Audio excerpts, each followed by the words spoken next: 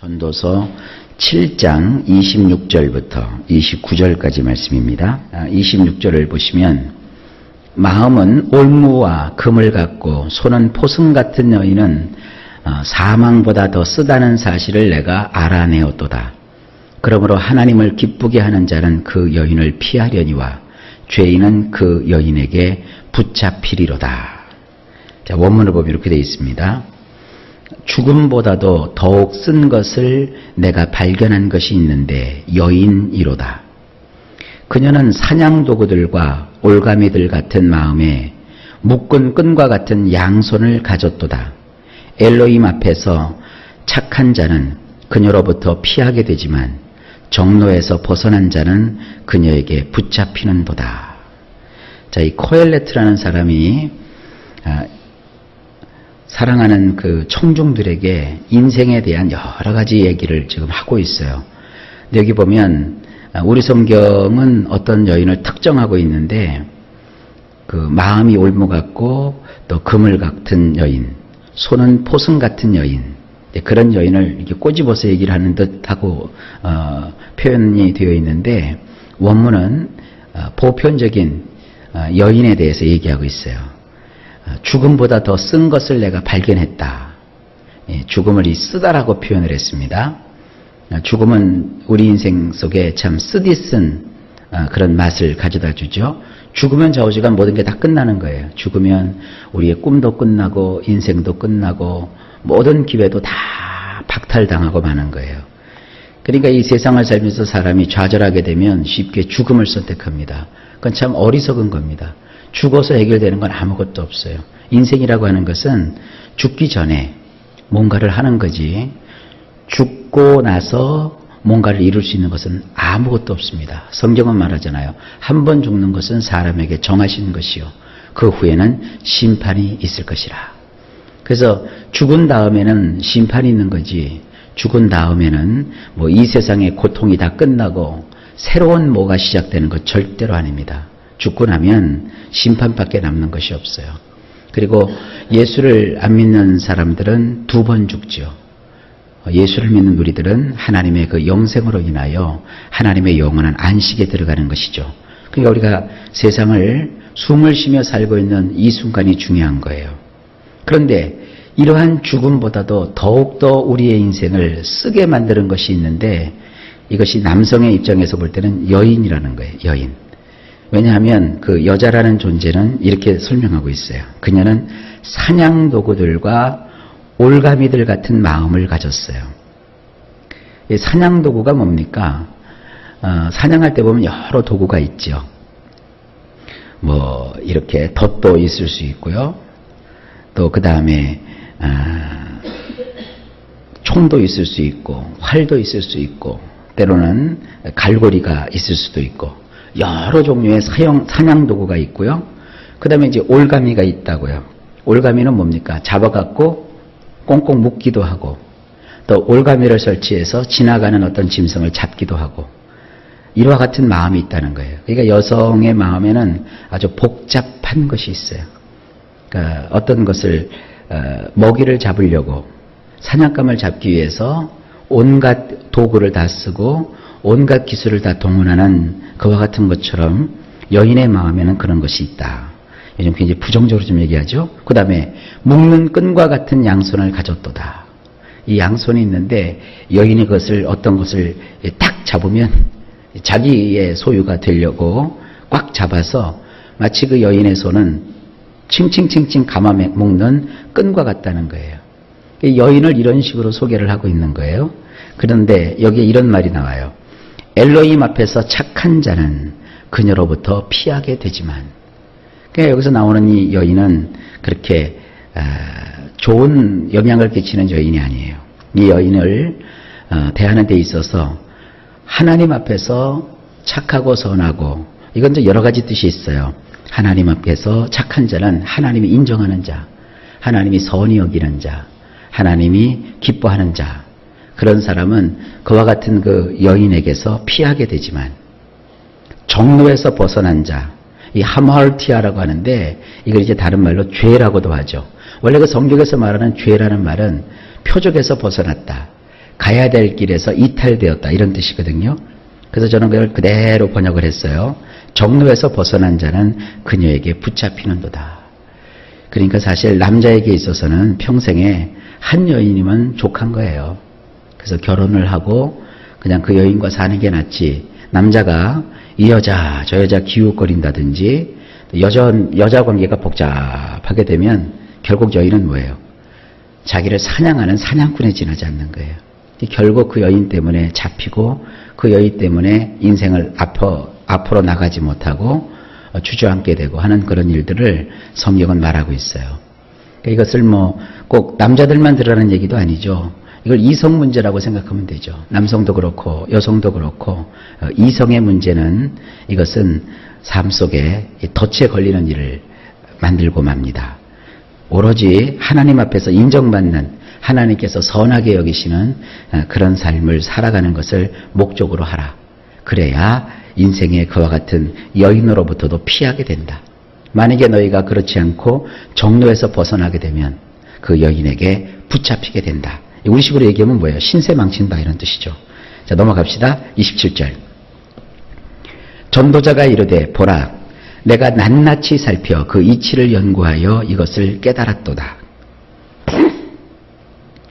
죄송합니다. 원문은 이렇습니다. 보라, 이것을 내가 발견하였노니 코헬레트가 이르기를 하나와 또 다른 하나를 조사하여 셈을 하여 보았노라. 이것은 코헬레트가 자기가 그냥 생각나는 대로 얘기한 게 아니라 인생의 여러 가지 일들을 샅샅이 마치 그 셈을 하듯이 조사해 봤다는 거예요. 여러분 이렇게 돈다발을 가지고 돈을 세는 걸 생각해 보십시다. 돈을 셀 때 보면 하나, 둘, 셋, 넷 속으로 이제 시든지 겉으로 시든지 돈을 센다고요. 돈을 세다가 누가 자꾸 중간에 말 시키면 어떻게 해요? 가만히 있어. 내가 셈을 하는데 왜 이래? 그러면서 다시 세려고 하면 까먹어요. 내가 지금 70장을 셌는지 80장을 셌는지. 그럼 또 다시 또 센다고요. 그래서 이 셈한다는 게 그런 의미가 있어요. 하나씩 하나씩 빠뜨리지 않고 집중을 해서 내가 셈을 하듯이 요것 하나와 또 다른 하나를 조사해봤다. 그러면서 내가 발견한 것이 있다. 뭘 발견했을까요? 28절입니다. 내 마음이 계속 찾아보았으나 아직도 찾지 못한 것이 이것이라. 1000사람 가운데서 한 사람을 내가 찾았으나 이 모든 사람들 중에서 여자는 한 사람도 찾지 못하였느니라. 원문이 이렇습니다. 나의 내패시가 계속하여 탐구해 보았지만 내가 아직도 찾지 못한 것이 있나니 1000명 가운데 한 명의 남자는 내가 찾을 수 있을지언정 이 모든 자들 가운데 아직 여자는 내가 찾지 못한다는 것이라. 자, 이제 그 26절에서 어떤 여인에 대해서 묘사를 했잖아요. 여자라고 하는 것은 사냥꾼들이 쓰는 사냥도구와 같은 존재요, 또 올무와 같은 존재다. 거기 한번 잘못 걸려 들어가면 빠져나올 길이 없다. 그리고 여자가 이렇게 양손을 이렇게 남자에게 뻗쳐서 그 남자를 꽁꽁 총여먹는 그와 같은 노꾼과 같은 존재다. 그러면서 그가 샅샅이 살펴보았대요. 혹시 그렇지 않은 경우가 있는가. 그러니까 자기가 이것도 살펴보고 저것도 살펴보지만 그 하나님 앞에서 선하게 인정을 받지 않고서는 결단코 그 같은 여인에게서 벗어날 수가 없었다. 내가 계속 연구해 봤다. 이거에 예외가 되는 것이 있는지 한번 찾아봤다. 근데 내가 하나도 찾지를 못했다. 그러면서 그 당시에 유행했던 어떤 말을 그가 인용하고 있는 거예요. 1000명 가운데 한 명의 남자는 내가 찾을 수 있을지언정 이 모든 자들 가운데 아직 여자는 내가 찾지 못한다는 것이라. 그러니까 이건 그 보기에 따라서 다르게 해석될 수 있는데 실제로 내가 1000명을 찾아서 살펴봤다 이런 뜻이기보다는 그 당시에 있던 어떤 속담이에요. 1000명의 사람들을 다 내가 찾아보았지만 제대로 된 나와 친구를 할 수 있는 남자는 한 명 정도 찾을 수 있었다. 하지만 그 가운데 여자는 내가 찾지 못했다. 그런 거예요. 그러니까 여기 코헬레트가 남자들에게 교훈을 하고 있는 것이죠. 이 세상에서 나는 여자의 어떤 그 손길에서 벗어날 수가 있어. 이렇게 하지 말라 이거예요. 항상 요즘 우리식으로 얘기하면 여자 조심하라 이거예요. 여자 조심. 여자 조심하지 않으면 너희가 인생 살아가는데 아주 어렵다. 이 여자들의 유혹에서 넘어가지 않는 남자는 한 사람도 없었다. 그런 얘기입니다. 29절로 넘어갑시다. 내가 깨달은 것은 오직 이것이라. 곧 하나님은 사람을 정직하게 지으셨으나 사람이 많은 꾀를 낸 것이니라. 원문이 이렇습니다. 오로지 내가 찾아낸 것은 이것이라고 할 수 있나니 엘로힘께서 사람을 올곧게 만드셨지만 그들이 욕심들을 부려 무수히 셈들을 하는 것이니라. 예, 이 말씀 가만히 보게 되면 인생의 진리를 깨닫게 되죠. 하나님께서 사람을요 다 올곧게 만드셨어요. 이 세상 태어나면서부터 사람들이 악하던가요? 다 귀하고 다 착하고 다 이쁘게 태어나요. 그런데 사람들이 삶을 살면서 욕심이 그들을 붙잡죠. 자식을 향한 어떤 부모의 욕심일 수도 있고 또 그 자신이 스스로 가지는 욕심이 있을 수 있고요. 그런 그 욕심을 부려가지고 삶을 살면서 셈들을 하는 거예요. 이것 따지고 저것 따지고 이러면서 무수히 많은 셈들을 하는 거예요. 이게 이제 우리 성경에는 꾀를 냈다 이렇게 되어 있는데 뭐 꾀나 셈이나 마찬가지예요. 이렇게 따지고 자기에게 무언가 유리할 것인가 이렇게 찾는다는 것이죠. 그래서 이것이 인생인데 인생 가운데서 너희가 조심할 게 뭐냐. 오늘은 여인을 조심해라. 남성 위주의 사회에서 쓰여진 성경이기 때문에 오늘날로 표현하면 여성들에게도 남자 조심해라. 그러니까 서로 이성을 조심해라 이거죠. 이 전도서 7장 전체는요. 이 코엘레트가 인간이 가지는 어떤 지혜, 인간이 가지는 지식, 또 인간이 가지게 되는 어떠한 삶의 관계에 대해서 얘기를 하고 있어요. 자, 이 전도서의 흐름이 이 세상에 하여간 다양한 것을 이 코엘레트가 다 경험을 해요. 그 경험을 하면서 하나씩 하나씩 그것의 장점, 또 그것의 단점, 그것으로 인한 어떠한 그 인생의 유익과 폐해에 대해서 이야기하고 있어요. 남성에게 있어서 여성은 굉장히 중요하죠.